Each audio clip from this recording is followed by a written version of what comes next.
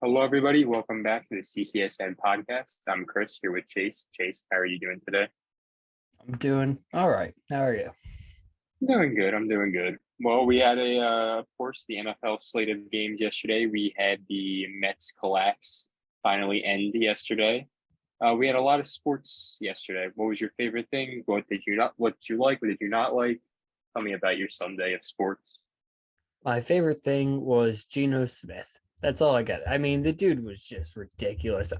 This was a game from Geno Smith that you would imagine from a guy like Patrick Mahomes, Josh Allen, like those kind of guys.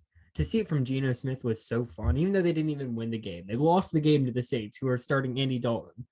Um, However, Geno Smith, absolutely incredible.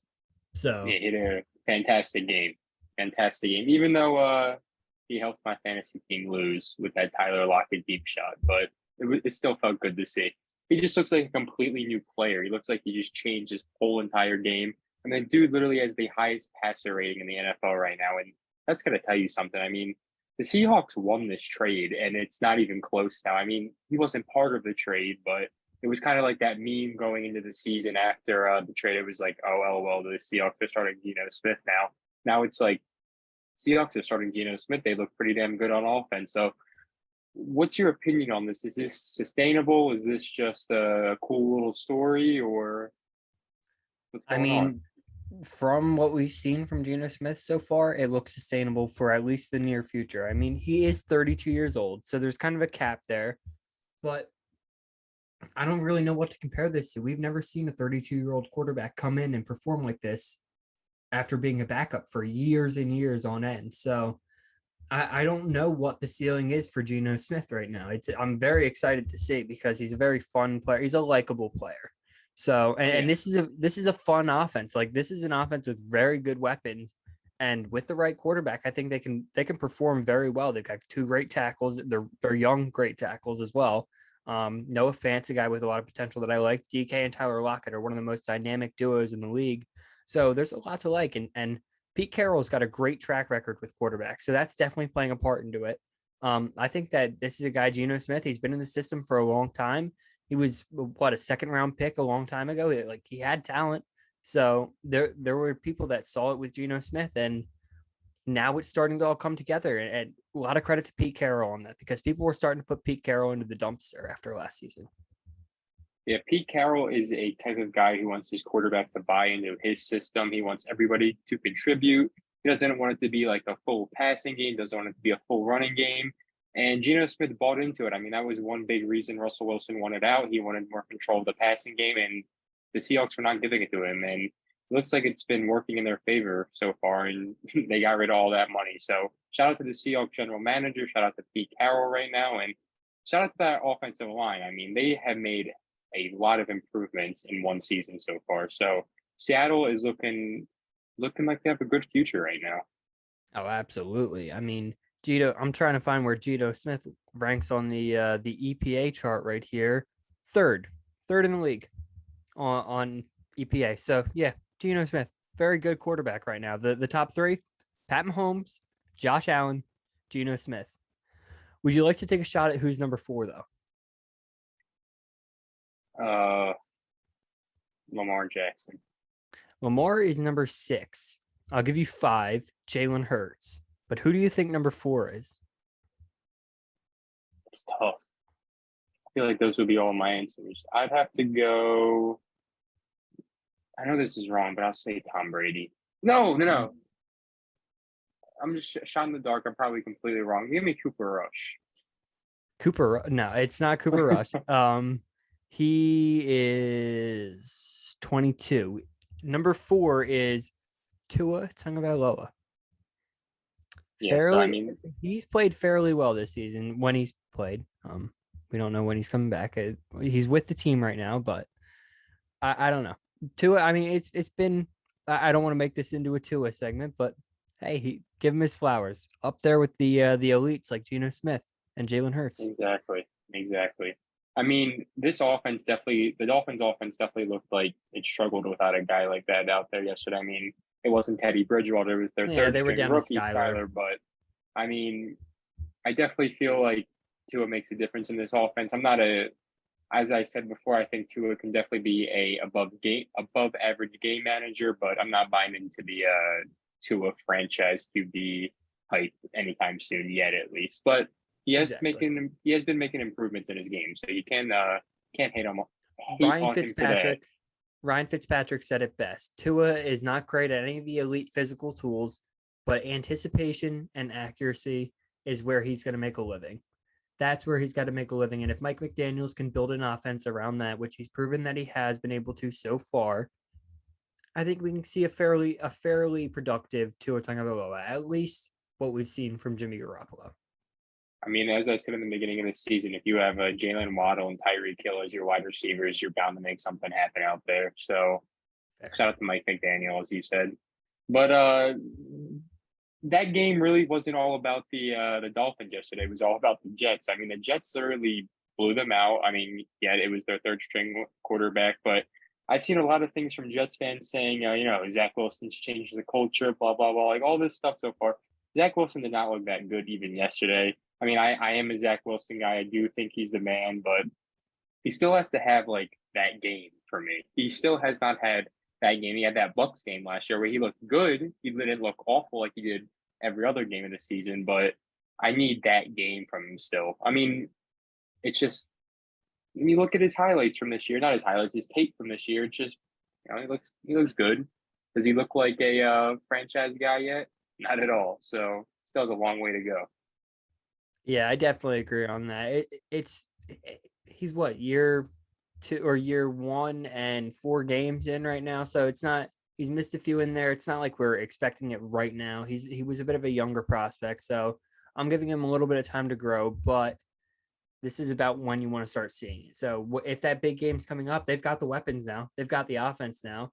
Those young guys are really showing up. Garrett Wilson's a stud. He didn't have the best game, but Breece Hall, Michael Carter, dynamic too. Absolutely dynamic. They've got some good. So young too. Yep. Very young, and that's perfect for running backs because once they get that tread on the tire, it's not the same. And their defense, I'm still not a believer in the Jets' defense. Schematically, there are some issues, which is kind of surprising with Robert Saleh.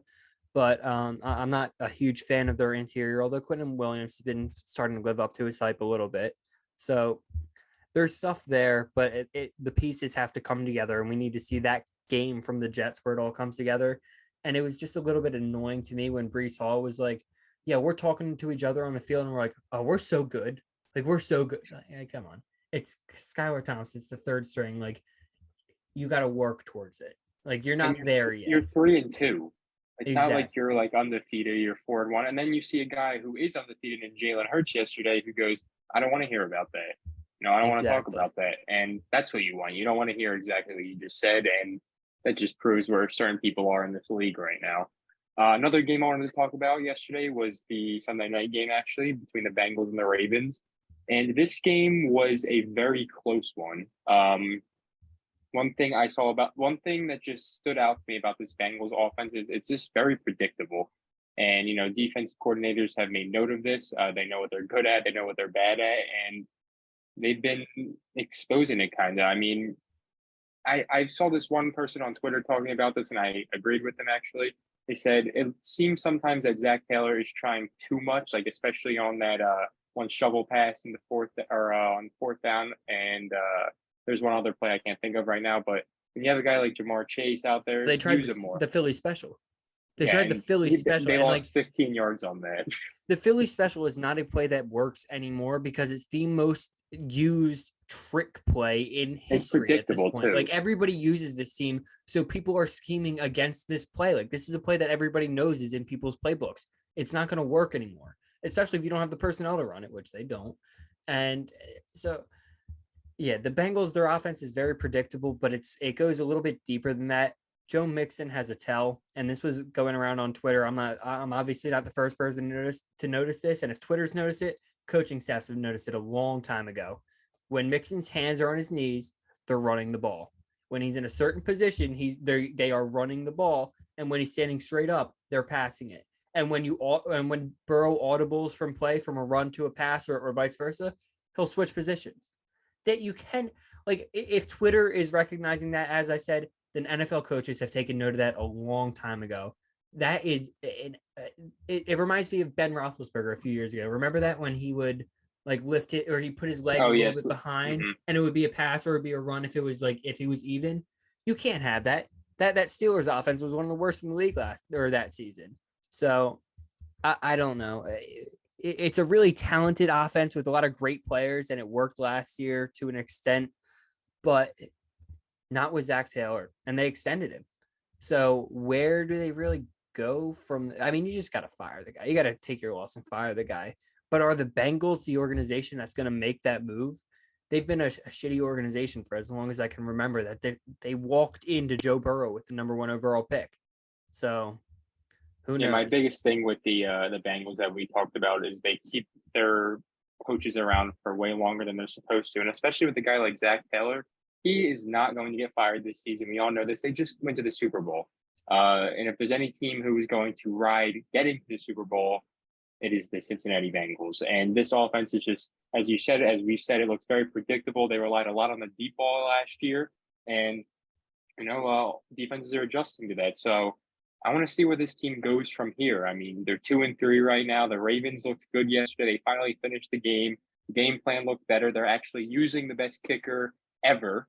So, I mean, that does help probably. So, I'm excited to see where both of these teams go with here. So that's all I got from that game last night. Yeah, I mean, I don't disagree with the fact that they're not going to fire him, but like Marvin Lewis, if Marvin Lewis didn't get fired, then how are you going to fire Zach Taylor? So exactly. Yeah, that's all I got on the Bengals.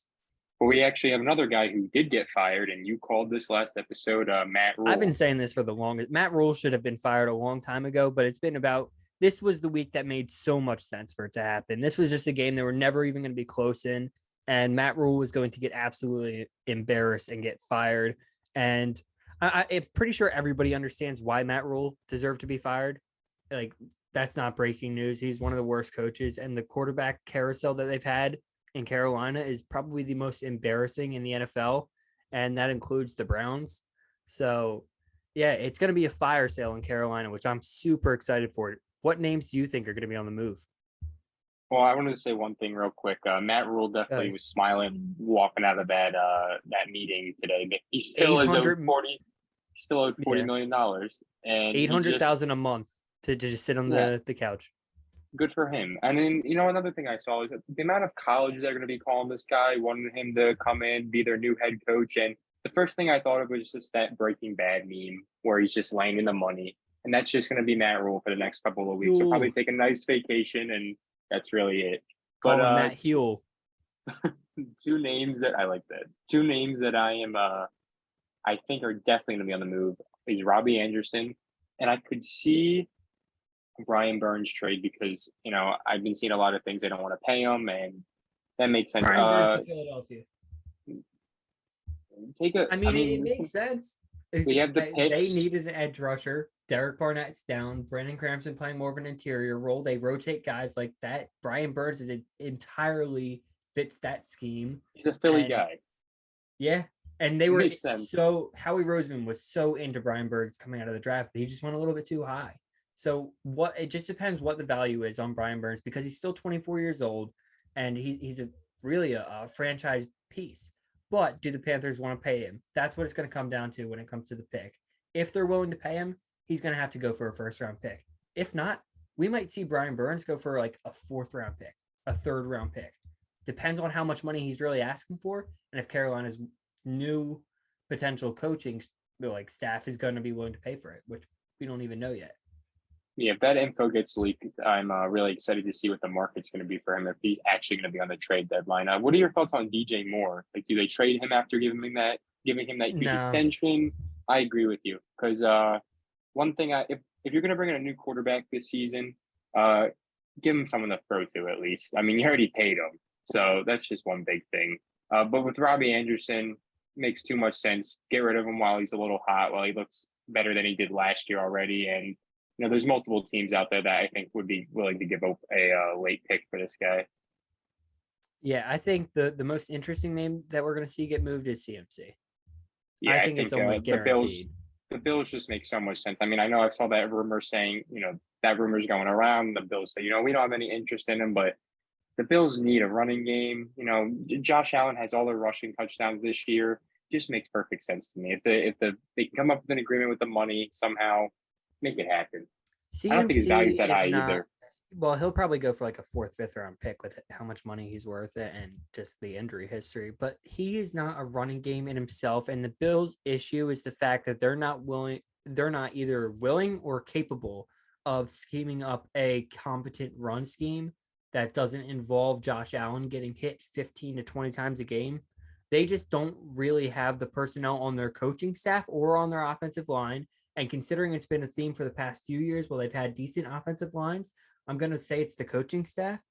They just don't have that personnel that's able to draw up these zone run schemes that work so well in the NFL today. All of their runs are power runs, and it just doesn't work. Like you see Devin Singletary rushing 7 attempts for like 7 yards every game. It's not a very good system, and I don't know that you can just plug and play CMC into that system and just get instantaneous rushing game results, which is actually something that's starting to scare me a bit with the Bills. I don't know how they're going to do this long term because Josh Allen, like we saw this exact same thing with Cam Newton. Cam Newton got hit to hell because they just wouldn't run the ball any other way except for with Cam Newton. And it ended up costing him a lot of time off his career. That shoulder injury never would have happened otherwise. Yeah, that's why I just think the Bill. That was my number one concern coming into the season with the Bills. They have to fix that rushing game. It's been evident for a couple of years now, and I still think it could be the hit on them come playoff time. I mean, I know this is coming after they completely dominated the Steelers yesterday, but it's week 4. We have a long, long season ahead of us, and as you said, Josh Allen's getting hit like 100 times every single game, and you really want to keep that up with a guy you're paying like over $45 million a year, franchise quarterback, top 3 quarterback in the league? I don't think so. But with Christian McCaffrey, there's I don't see a lot of teams calling for him. I really don't. I mean, it depends, how much money the Panthers will eat, but I think there's probably going to be 2 teams in on him max, maybe 3, maybe 3. And I don't disagree. That's why I think his value is going to be very low. I don't think he'll go for a high pick, but I think it'll be the biggest move, if you know what I mean. Won't be yeah, the most definitely. value, but it'll be the biggest move. He's still 26. I mean, he has 3 years left on his big contract still, but get him. The Panthers will probably have to eat the first year. Makes sense. I mean, if I was the Panthers, I would do that. Get this $20 million a year contract off the books if you can. Any other names from this Panthers rebuild that we're going to be seeing going around?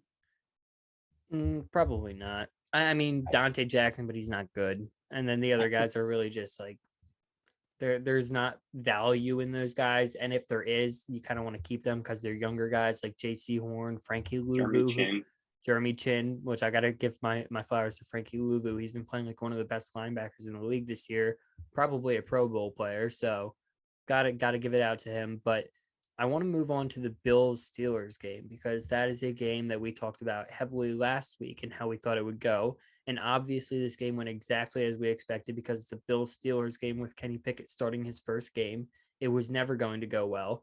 But something that I find incredibly hilarious is Steelers fans trying to convince me, mostly on Twitter, because I've had extensive arguments on Twitter about this, about they think that Kenny Pickett played well and shown that he has signs to be the solution.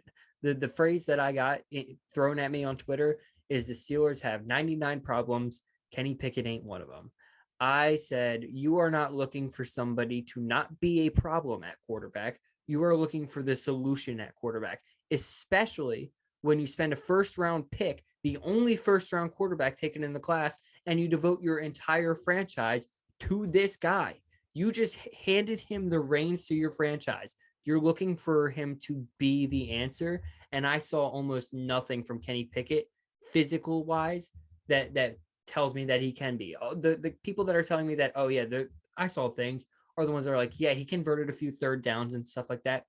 It's the process. The process that I see with Kenny Pickett is it's a lazy ball in the air. It's very either floppy, like wobbly, or it's just not on a line. The ball is like a lollipop. It's He not floats getting it. zipped in He there. floats it. Exactly. He floats the ball in there. and then he can't get it deep down the field. And he has not been able to throw a ball more than 40 yards down the field, despite attempting those throws a couple of times.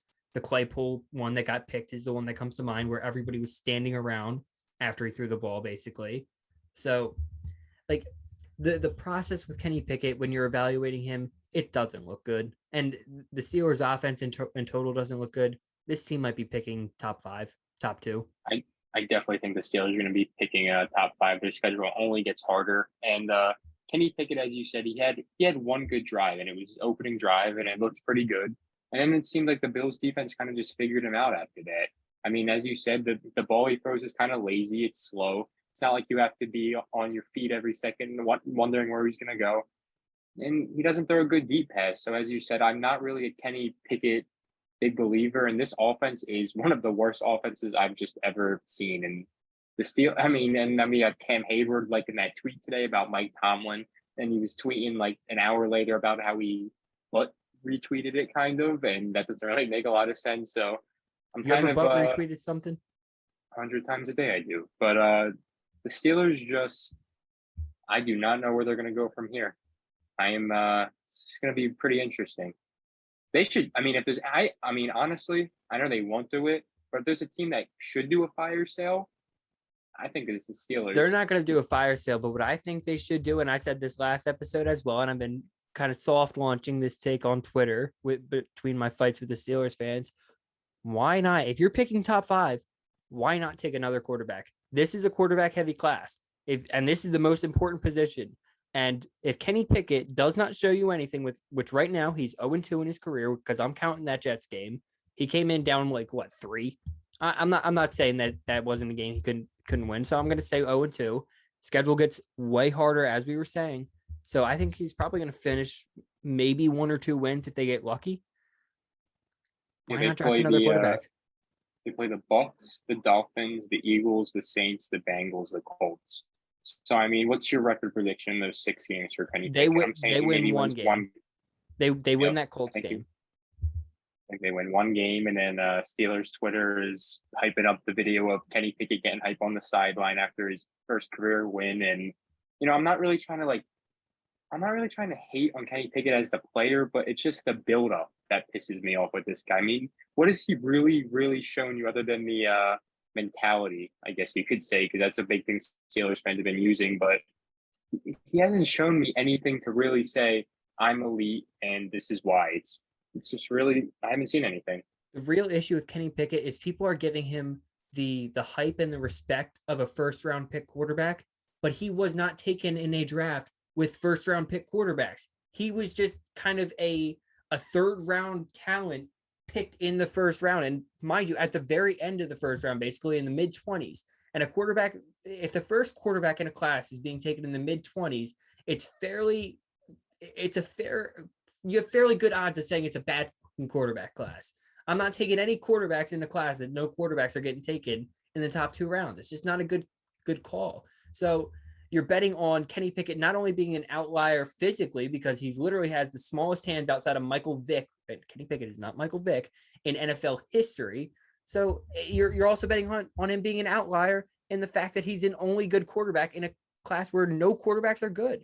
So everything is working against Kenny Pickett. But for some reason, Steelers fans mainly just continue to say, yeah, Kenny Pickett, first-round quarterback, he's the future of our franchise. That should not be the expectation with this guy. If anything, he's probably just a bridge quarterback for you. Yeah, so we got a lot.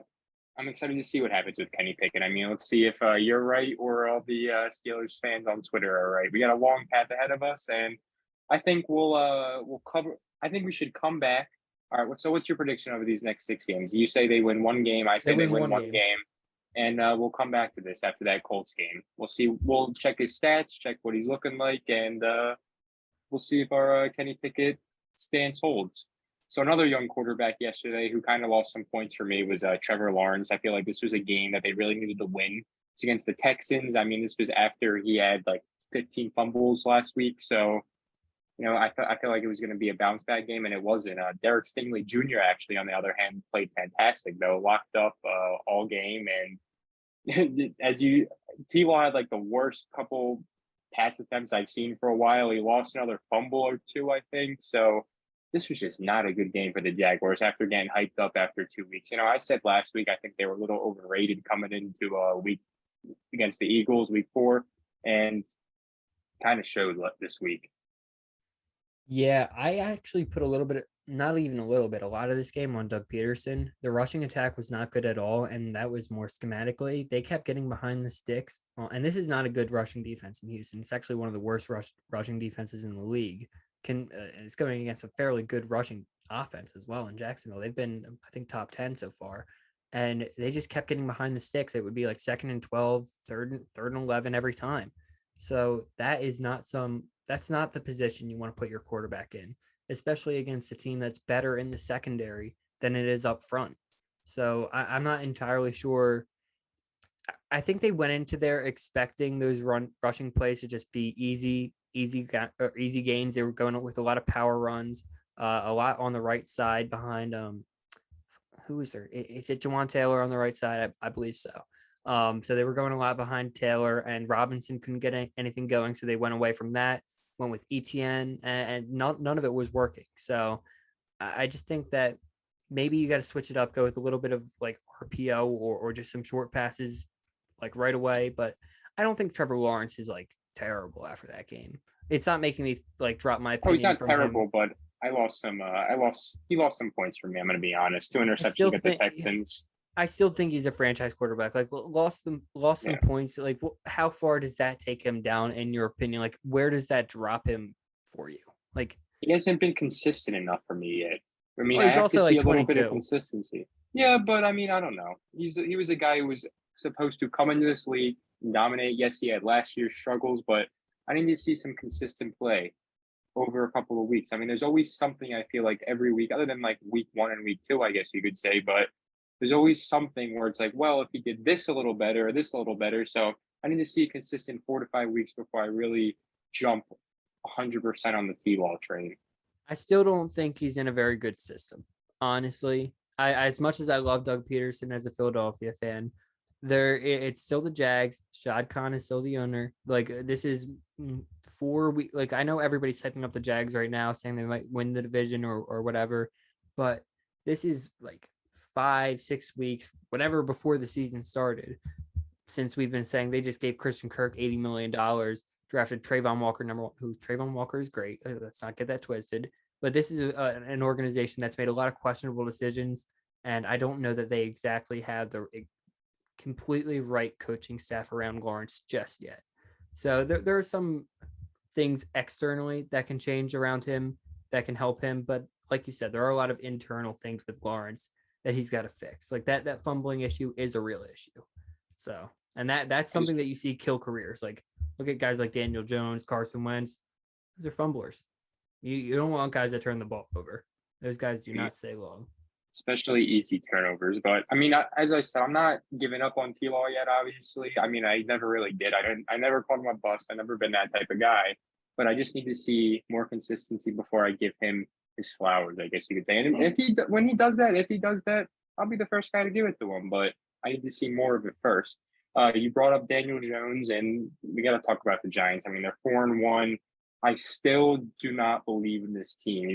That might just sound haterish of me, but they don't have the it factor for me. I mean, Daniel Jones is not a championship quarterback. I'm sorry. Yes, he's ran some very good drives the past couple of weeks. Saquon Barkley looked extremely good, and I got to give it to the Giants coaching staff for working with a Pottery Barn as their wide receiver group. So I got to give it to them. They played good in London. They played good against Aaron Rodgers, who has been statistically historically great against them. Not statistically and historically, but I don't know.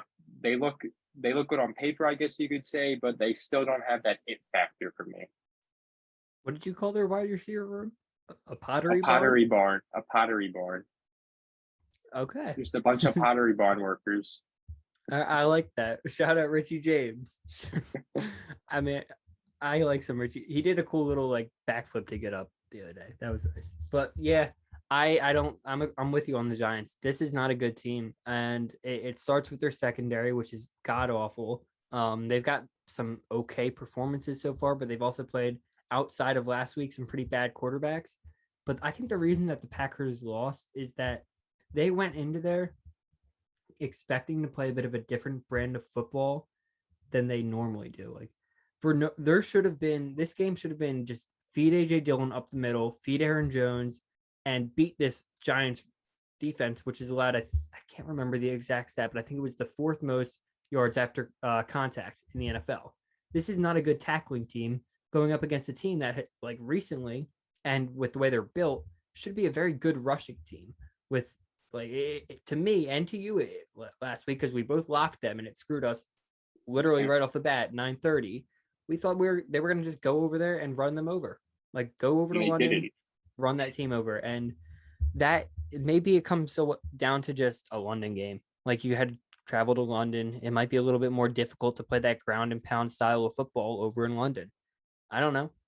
My biggest thing from this with this whole Packers offense is they just need a wide receiver one or just somebody to be consistently giving the ball to. I mean, Alan Lazard's looked good over the past couple of weeks, but Aaron Rodgers looks frustrated.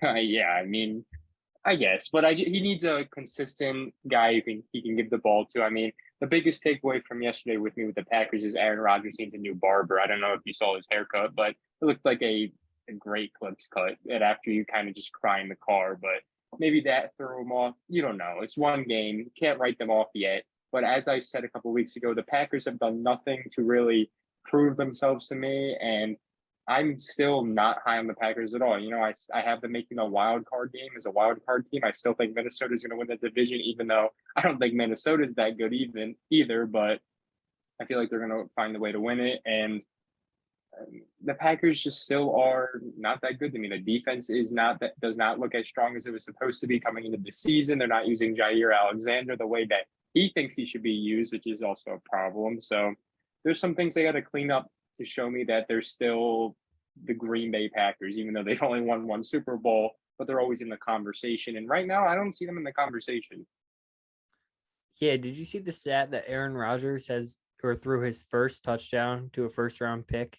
Mercedes Lewis, basically, or it was Mercedes Lewis on was it Sunday? That is 502 touchdowns. None of them to a first round pick. How is that possible? How is that possible? I had to like check that when I saw that on Instagram today. That should not be real. The worst part about that is like the past 2 years, I feel like, especially, I mean, even 3 years, the wide receiver class has just been getting better and better and better. And especially last year, the Packers had 2 first-round picks, and they just won't do it. You're paying this guy the most money playing this position right now. A guy who's been, you know, I mean, I love Aaron Rodgers, but he's kind of dramatic. You know, he plays his part well. And just give him a damn wide receiver in the first. Like, will it kill you to not take a big linebacker 1 year, Green Bay? Will it kill you? Get this guy Garrett Wilson. Like, that would have just been, I mean, I know Garrett Wilson went high, but you know what I mean? Get this guy a first-round talent that we'll see all those edits on Instagram with where, like, oh, they finally found Aaron Rodgers wide receiver one. It's never that. It's, you know, Romeo Doubs is going to be sneakily a top 10 wide receiver this year, or Christian Watson's the Steeler. It's like, no, that's not how it works. Get this guy a substantial number 1 wide receiver. Yeah, I mean, imagine what kind of damage they could do with a Chris Olave. Which, yeah, really. I mean, I want to just say my Chris Olave Rookie of the Year narrative coming beautifully, although he just took a crazy, scary hit. Man with the candy land on that hit. Yeah, shout out Kobe Bryant for just slamming him into the ground. The concussions recently, I mean, I feel like it's just been like more frequently. I mean, I feel like it's getting recognized more now at least, but he got it from that hit. He literally looked like he had no idea what was going on. And, you know, they took him out right away. And that's just been happening more frequently, which is good to see in the NFL, actually, because, you know, CT is scary. And especially people were talking about how there were so many more concussions this week. Where, are we crazy or are concussions just happening so much more this week? Well, you guys not remember the NFLPA just went through this whole thing to change concussion protocols and what constitutes as a concussion. That's why we saw more, because we just saw more hits. Although the one on Savion Smith was very scary, They thought that was a neck injury, which I thought like that. That was very scary. Yeah, very scary. But he's back with the team, traveling with the team, which is good. You never want to see an ambulance go on the field. Yes. They're just looking at that for a concussion now. There's no neck injury or spinal injury in play now, which is good. Well, that is great to hear, especially after seeing his dad run to that ambulance. That's terrifying. You only thought the worst, but it's good to hear that he's back with the team, doing good, and hopefully that's really it. You know what? I've been closing it off with this every week, and as long as it stays, I'm gonna do it the same way. The Eagles 5-0, went into Arizona, won their first game in Arizona since 2001, actually. So I thought that was pretty impressive. And, a lot of people were going into this week saying, or not going into it, after this game especially, this should have been an easy win. The Cardinals aren't good, but the Cardinals have played every single game this year pretty damn close. And for the Eagles to go in here, not play the best game they've played all year, going against a heavy blitz defense, they came out with a win, and that's what you need. That's what you want. At the end of the day, that's what you're looking at. You're looking at who won the game, and the Eagles won the game. They made some impressive plays. They made some plays they had to make. And, shout out to the Cardinals for keeping it close. Yeah, I mean, we have been very critical of Kyler Murray on this podcast, and I think for good reason, but it's not deniable how talented this guy is. The arm talent on this player is absolutely incredible. His pocket maneuvering, despite how funny it might look, is unbelievable. Like there are not many players that move like Kyler Murray that can do what he does. But that being said, with his size and his limitations, there are flaws. And if he's not fully invested in the nuances of the game and being perfect when he can make the play, then I don't know the ceiling for this team. There were a lot of throws from Kyler Murray that he had to make. The one that comes to mind was the wide open throw where he sailed it out of bounds with Zach Ertz wide open on the sideline. There was nobody within 20 yards of him. Murray had a clean pocket. He just sailed the throw. And that's not the only time that happened throughout the game. The final score was 20-17, and there were a lot of points left on the board for the Cardinals. I mean, the first his interception was bad. It was a terrible interception. He just he didn't read the defense very well. Said fucking, he threw it up, and it was just awful, and it came back to bite him. So I mean, as I've said, my biggest takeaway from this game was people actually being mad that the Eagles didn't go in there and kill them, and they were kind of mad at the way they won. Yeah, it was a sloppy win, I guess you could say, but as I just said, a win is a win, and for the Cardinals, I feel like they're playing to the best of their abilities right now. And I thought this team was going to look a lot worse, if I'm being completely honest. They had a very surprising breakout that's really saved the interior of their D line, which is Zach Allen, their interior defensive lineman. He's been incredible this season. So he's actually probably been better than JJ Watt from what I've seen. So without that, their defense would probably be one of the worst in the league. But I mean, there's talent. There's a lot of talent on that defense. I remember they would pan to the linebacker core, and it would be basically, I know Baker's a safety, but he would be playing down in the box. It would be Baker, Simmons, and Zaven Collins. Those are some fairly talented and versatile players. They've got JJ Watt, Zach Allen.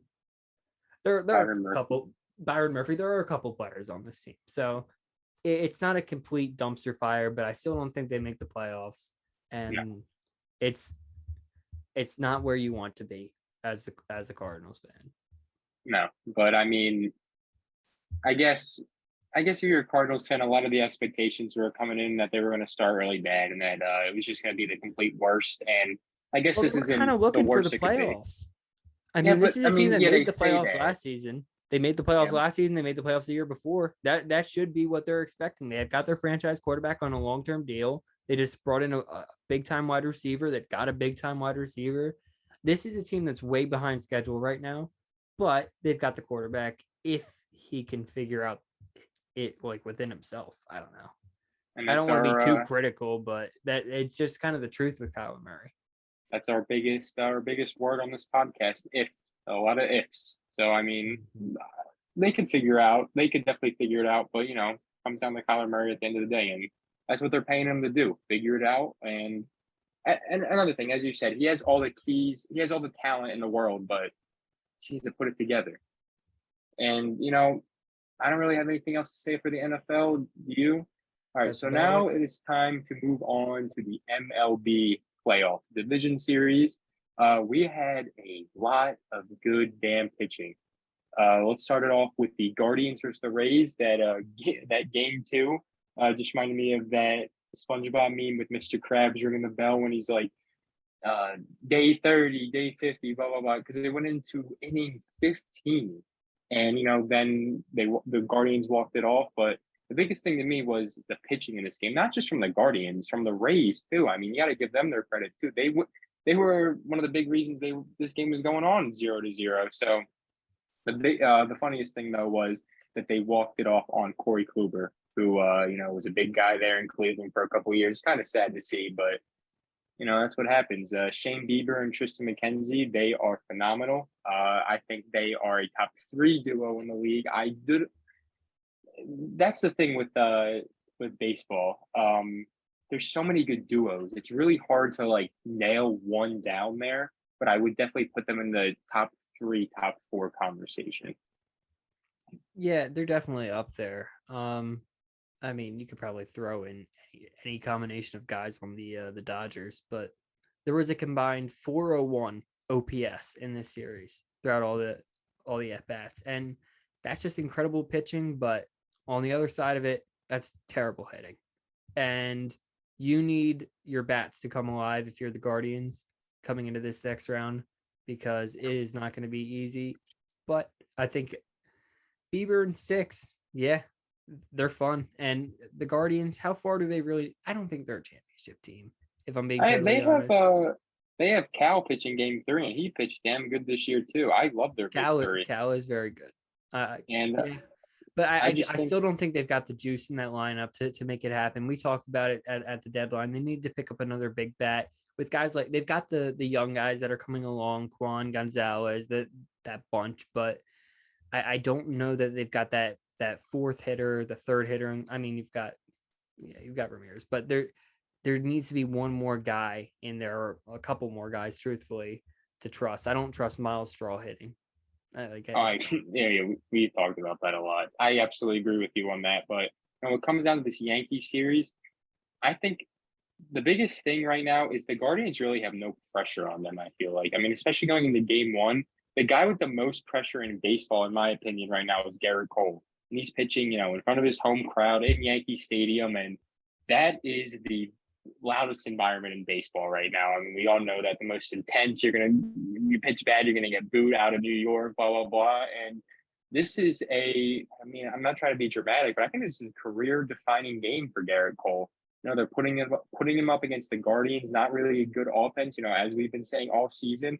And if this offense gets to Garrett Cole and Cleveland comes into New York, wins game 1 of the division series, which is only 5 games. So, the wild card series is very, you want to win every game, but division series too, you have to win 3 of them. And I think this is a career defining game, as I just said, for Garrett Cole. I'm really excited to see what happens. Yeah, I think that, like I said, it's a fairly weak lineup. I think he might be able to go out there and move his way through it, but I don't know that I trust them to come out and win this series because of the pitching at the end of the day. Like Garrett Cole, he's a good, at the end of the day, he is a good pitcher. He led the league in strikeouts this year. He gets a little bit of hate because he's a Yankee, and rightfully so, and because of the whole Astros thing, and he's kind of a douchebag.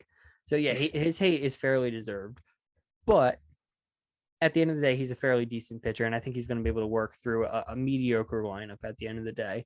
But like he's been dominating Cleveland all year too. So I mean, my whole thing with it is just if you can't dominate them when it's important, what are we paying you for, man? Yeah, that contract's going to start looking pretty ugly.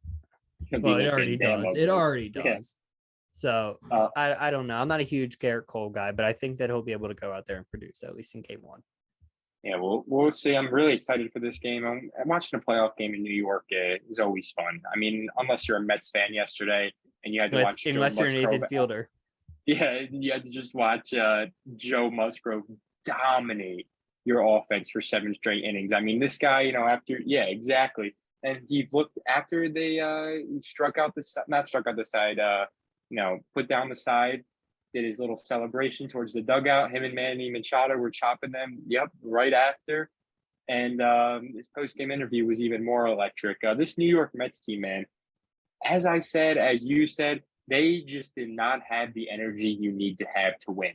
My biggest thing was everybody was like, I mean, yeah, they have a lot of people to pay now, but their biggest names already had that money secured, it seemed like. I mean, when Francisco Lindor would strike out, and Francisco Lindor, he didn't have a good series, and he didn't seem like mad. I know he would strike out in a game 3 being down 2-0, and oh well, I'll go back to the dugout. It's fine. No, that's not what you want to see from your big guys, especially New York Mets fans. I mean, one of the most passionate fan bases in baseball.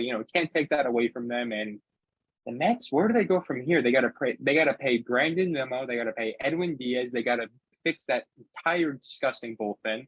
They have Chris Bassett. They have Jacob deGrom to pay. They have the whole catcher situation, but I think Francisco Alvarez is going to be up next year. They have third baseman, I think a third baseman maybe. I mean, Beatty, I guess you could put him there, but has he proved himself to lock down the position? I don't think so at all. No. So, I'm not a fan of the way they've handled Beatty. I mean, I don't think he's as great as people are making him out to be so far. They call up their prospects way too fast. It's just they rush all these guys. It makes no sense really. And Jacob deGrom, in my opinion, is gone. I don't think he wants to be in the Mets anymore. I think he wants to change his scenery, and you can't blame him really. It's not like unless he goes to like a team like Atlanta, I really can't see the Mets fans hating him. And I don't see him going to Atlanta. Where do you see him going though? I could see it would be really somebody's cool going to come in with a crazy contract. I could even see if they don't bring back Darvish, just Padres is shelling out, because I mean that's a team already shelling out. Yeah, I don't know. They have to pay Blake Snell too, so it's either you bring back 2 guys, I guess, or you give it to deGrom. But that's one thing. If I'm an It depends MLB how GM, it goes. I'm not paying him. I'm sorry. What do you think? What's it going to be? 35 plus a year? Maybe if it's a short contract, it could even touch the 40s. I mean, look at Max Scherzer's contract. So It'll be bigger than Scherzer's. Recent injury history, and I'm not paying him. I'm sorry. I think Jacob deGrom is the best pitcher when he's pitching.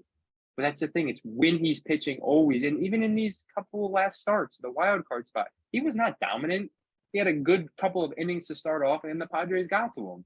And if that's worth $45 million a year, well, I guess I'm looking at the wrong box or what everything values, because a name, as we say all the time, you're paying the guy for what he's going to give you. You're not paying him for his name or how many jerseys he's going to sell at the end of the day, especially a smaller market. And it's probably going to be 2 teams in on him at the end of the day. And I don't think the Mets are going to be one of them unless he takes a team friendlier deal, which I do not see happening.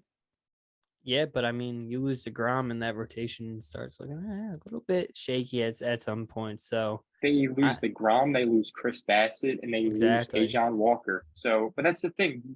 Are you going to pay $45 million to have 2 38-year-olds, or are you going to expand that money, go out?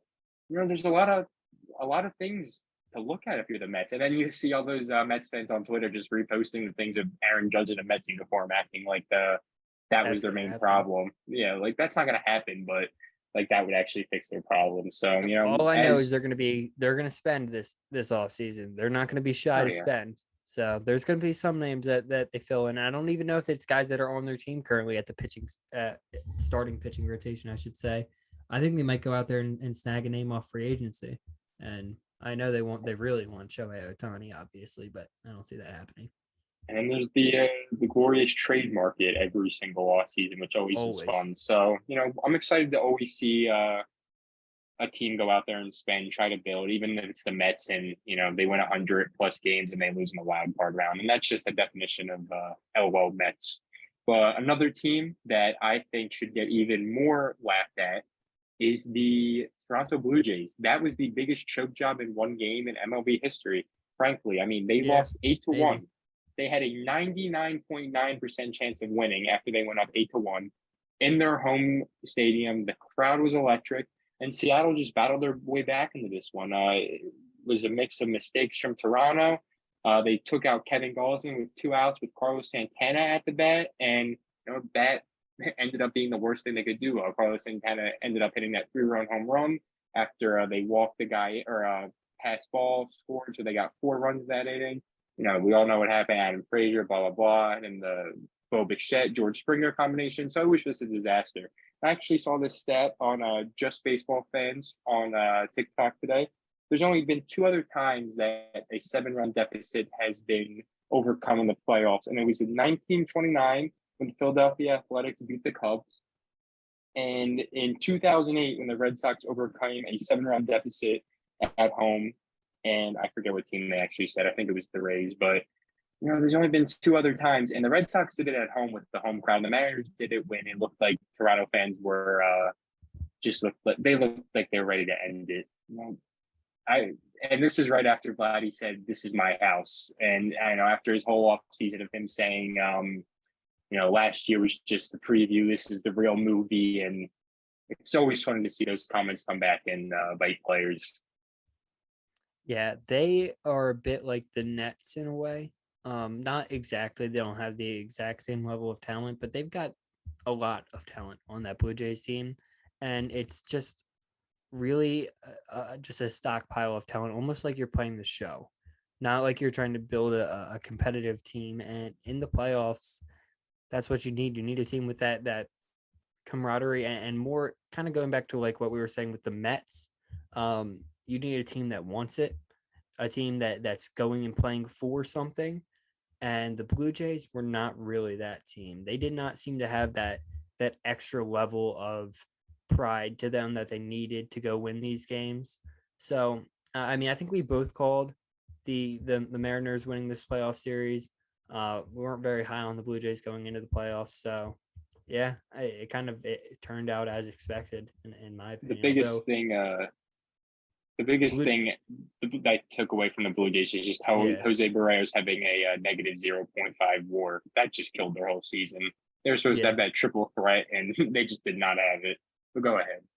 That wouldn't have even helped them in this series here. But I don't know. I honestly just forget what I was about to say. Thanks for cutting me off, asshole. I had to throw that in there. Whatever it was, it's just that the Blue Jays, they're a little overrated, and they got dumped on by Big Dumper. That's what. We fuck with Cal Rayleigh on this podcast. Not the best catcher in baseball, like some people are starting to say, but he's good. Another thing that I just find hysterical about this Blue Jays roster is just Alondro Kirk. I think he is just like so funny, and just that when watching him run around the bases today, I was just watching the recap of their game, and I had it in a 0 or 1.5 speed, and it was just like him running around the bases in that speed, and I just started laughing at it. So he's a good ball player, but he's just the funniest looking sports player out there. Then we had the Titans, baby. They went in there. My guy for a long time, Aaron Nola, that one hit home. He went into St. Louis and completely dominated. He threw 6.2 innings. He had like 5 strikeouts, and he worked through that big 3, and he sent the other Cardinals big 3 into retirement. So that was great.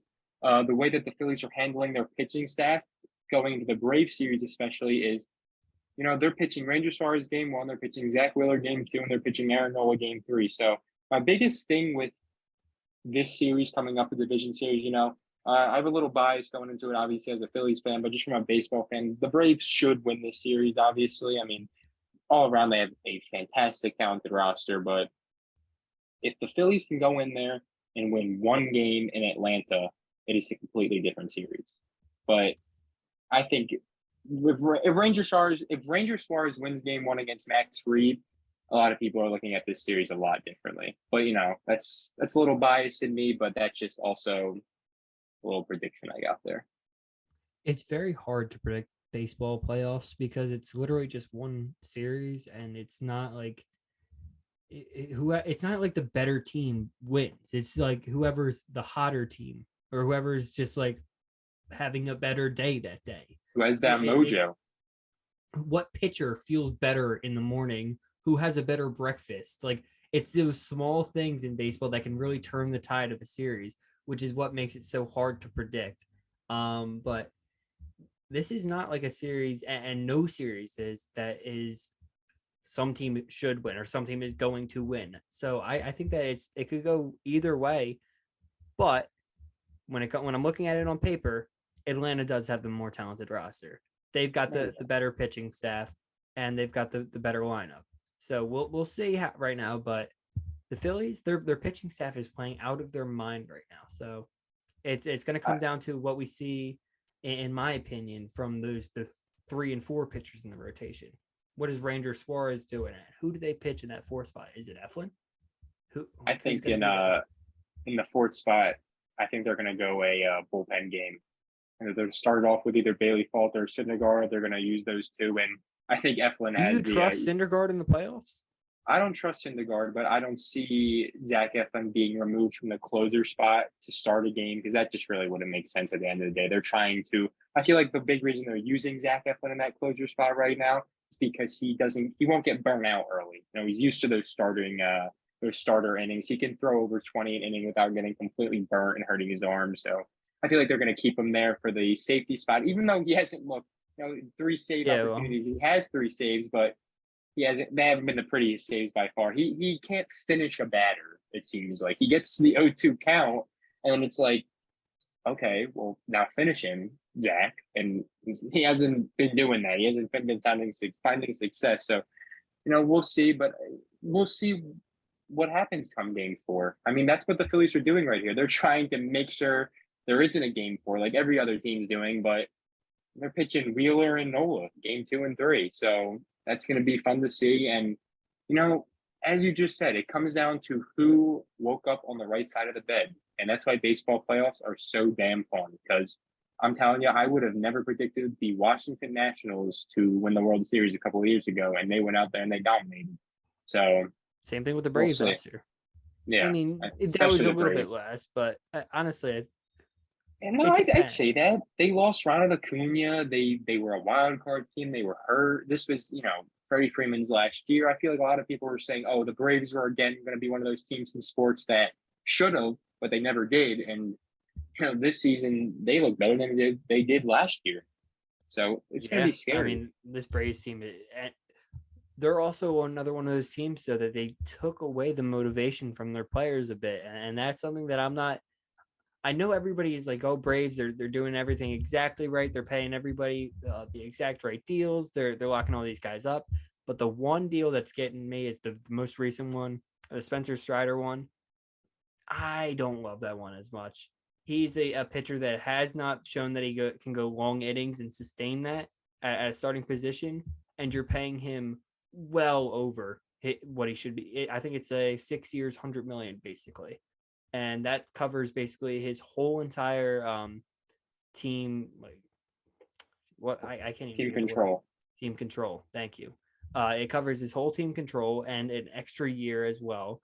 But they're basically paying him, I think it was $16 million a year, just to get one extra year of Strider.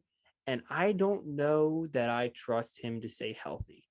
That's all it comes down to. A guy that throws that high velocity and can't maintain it for long innings outside of, he can go maybe 6, but it's been mostly 5 up to this point in his career. I don't know how much I trust that long term is the only issue there. The biggest thing with me is they, other than Michael Harris, I guess, they waited at least a year or 2. Like, you have Austin Riley who put up 2 great years and they waited.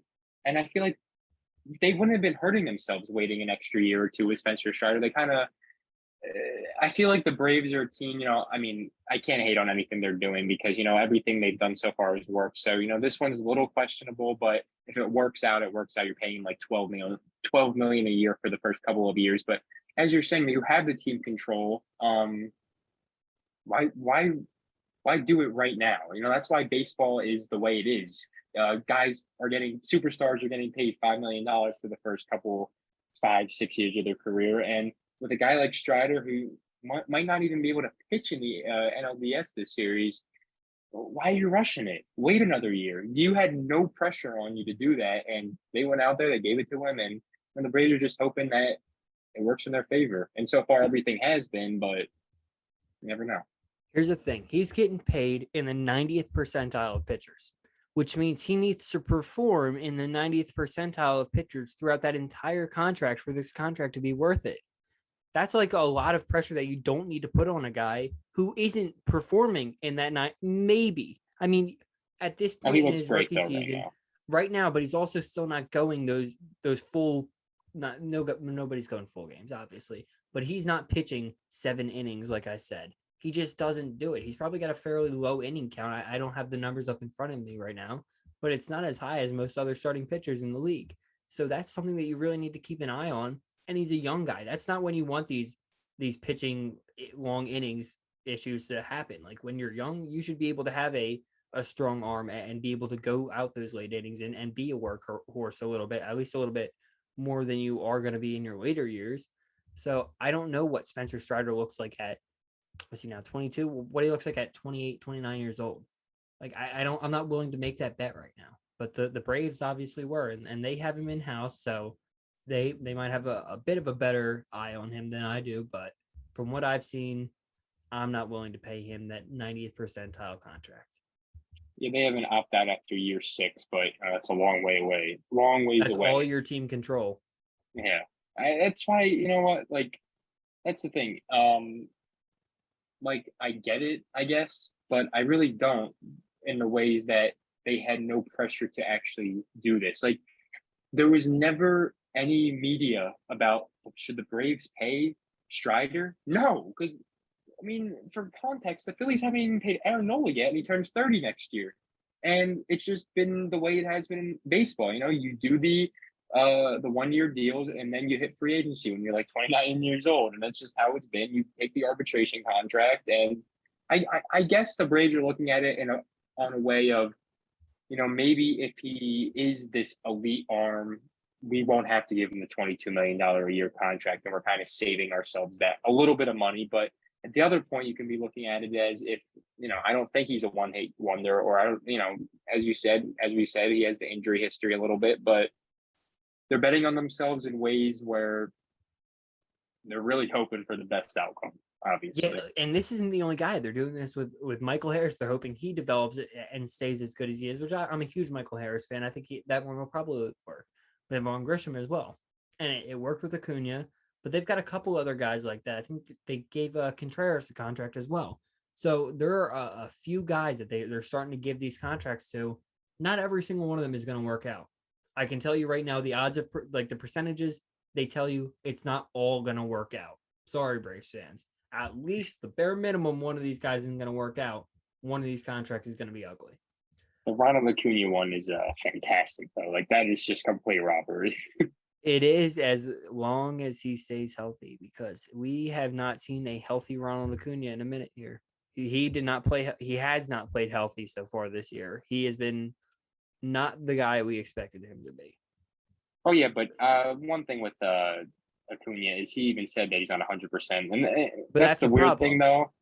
Yeah, it's the problem, but you could obviously see in his swing the difference, and he's only 24 years old. And the thing, I mean, I'm no medical expert, but from what they're saying is it's a thing he can bounce back from easily. So, you know, we'll see. He's only 24. I still think Acuna is going to be a very, very good baseball player, and I think he's going to be in the conversation for comeback player of the year. I mean, a down year. I mean, it's not a great WAR, but a down year is 2.5 WAR. It's just the one thing that I can't believe he was an all-star, first of all, and why the hell was he in the home run derby? He had like 9 home runs at the all-star break. So that was just a little popular player bias, I guess. But they all went 445. Yeah, so I love Ronald Acuna, though. So everybody does. Good for him. He's just like, I'm not trying to use a such an old word, but he's just swaggy. He's just got it. I brought that word back for that one. I like it. All right, so let's wrap it up with this. Give me your series predictions. You don't have to go in how many games, but just who you think's going to win. We'll start off with the Yankees and Guardians. I got the Guardians. I think I'm going to go with the Guardians as well. I don't know why I don't have that one written down. I have all the other ones written down. Weird. Let's move on to Seattle versus Houston. I'm going Houston there. Me too. I think that's going to be a very good series, though. I'm really excited for that one. And then we have the Dodgers or San Diego. I think the Dodgers win that one. I think Fairly the easily. Dodgers, I do too. I think they are going to sweep the Padres, if I'm being honest. And then we have the one series that relies my happiness on. We have the Phillies versus the Braves. Sorry to hurt your heart, but I'm picking the Braves. And I'm taking the Braves too. That's just from my my baseball fandism, but I really hope that this pick is so wrong. I'm just putting that out there, but if I had to put money on it, I'd put money on the Braves. But you know what? We'll see tomorrow with the MLB putting out literally the worst schedule of games ever. We have a division series game on a Tuesday at 1:07 p.m. And then we have a Mariners game. I think they play at like 4:30. Like, what are we doing here? What Like, time? what What are time we? do the Phillies play tomorrow? They play at 1:07. I work at 6 at night. I mean, I don't have class. Like, I can watch it, but or I don't have work that day either. But it's just like, aren't we trying to grow the game here? And we're playing playoff games at 1:07 p.m. All I know is I am able to watch that game at 1:07 p.m. I would not be able to watch a night game. That's growing the game enough for me. So Yeah, shout out the we have- MLB and their amazing scheduling. So shut the fuck up, Chris, and their terrible scheduling. No, they're scheduling around my time as they should. That is true. We have 1:07, we have 3:37, then we have 7:37, and we have 9:37. So I'm kind of like in the sevens that they're adding at the end of every time period. But you know what? I I'm wish really the NBA excited. would do that. They just say 7 and they like 7 And they start at PM, like 7:40. 7:11. It's always 11 minutes, but they never actually say 11 minutes. That's a tip for everybody out there. 11 minutes NBA.